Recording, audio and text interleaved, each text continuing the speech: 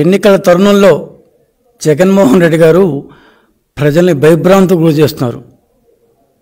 ఆయన ఓడిపోతారన్న సంతోషం ఒకవైపు ఉంటే, మన భూములు ఏమైపోతాయో, మన ఆస్తులు ఏమైపోతాయో, మన ఇల్లు ఏమైపోతాయో, అసలు మనకు గూడన్నా మిగులుతుందా లేదా అన్న భయభ్రాంతులతో రైతులు, మామూలు వ్యక్తులు, చిన్నపాటి వాళ్ళు అందరూ భయంతో కాలం గడుపుతున్న ఈ ల్యాండ్ గ్రాబింగ్ చట్టం, అదే జగన్మోహన్ రెడ్డి గారి భాషలో అయితే ల్యాండ్ టైటిలింగ్ చట్టం.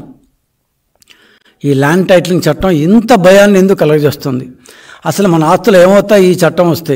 ప్రైవేట్ ఆస్తులు రాజ్యాంగం పరంగా రక్షణ ఉంది అంటూ 1978లో రాజ్యాంగ సవరణ ద్వారా చెప్పిన నేపథ్యంలో అసలు మన ఆస్తులకు మన రాష్ట్రంలో రక్షణ ఉందా?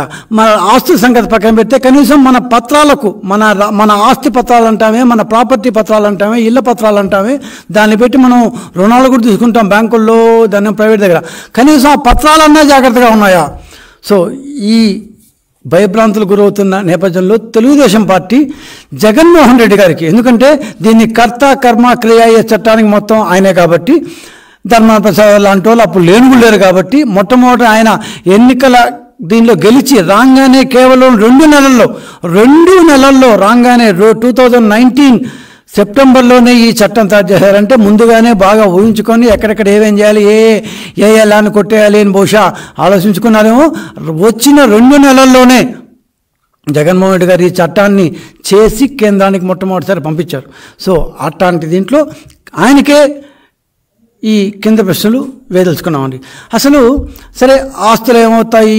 ఈ ల్యాండ్ టైటిలింగ్ ఆఫీసరు అతను ఎవరైనా కావచ్చు, అతను గవర్నమెంట్ నియమించిన వ్యక్తి ఉంటాడు, అతను దాన్ని రిజిస్టర్లో పెడతాడు, రిజిస్టర్ అయిపోయిన తర్వాత 2 years లోపల మనం ఏదో ఇవంతా మనం మాట్లాడుకున్నాం.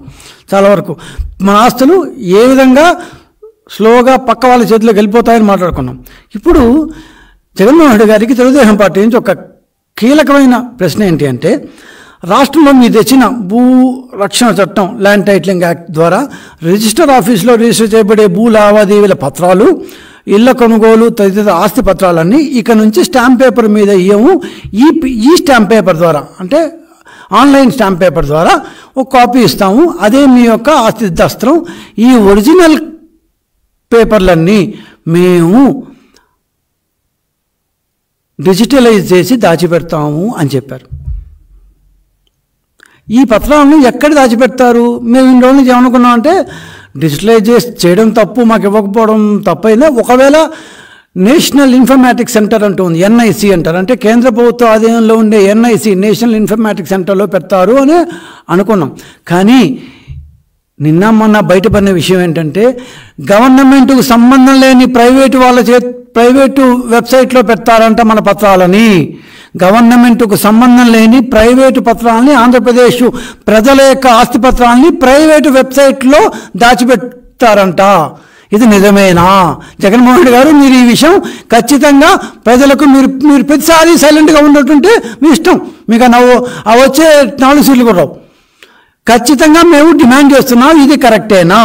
మాకున్న ఇన్ఫర్మేషన్ ప్రకారం, కొన్ని వార్తాపత్రికల్లో వచ్చిన ఇన్ఫర్మేషన్ ప్రకారం, ఆంధ్రప్రదేశ్ ప్రజల ఆస్తులు, ఒరిజినల్ పత్రాలు, స్టోరేజ్, డిజిటలైజేషన్, సెక్యూరిటీ, అంటే దాచిపెట్టడానికి, దాన్ని డిజిటల్ రూపంలో మార్చడానికి, వాటి సెక్యూరిటీ కోసం ఒక కాంట్రాక్టర్ మీరు ఒక ప్రైవేట్ సంస్థకి ఇచ్చారంట. మాకున్న సమాచారం మేరకు క్రిటికల్ రివర్ అనే ఒక సాఫ్ట్వేర్ కంపెనీ, అనే ఒక ప్రైవేట్ సాఫ్ట్వేర్ కంపెనీకి దారాదత్తం చేసినట్టుగా మాకు తెలుస్తోంది. ఇది వాస్తవమేనా?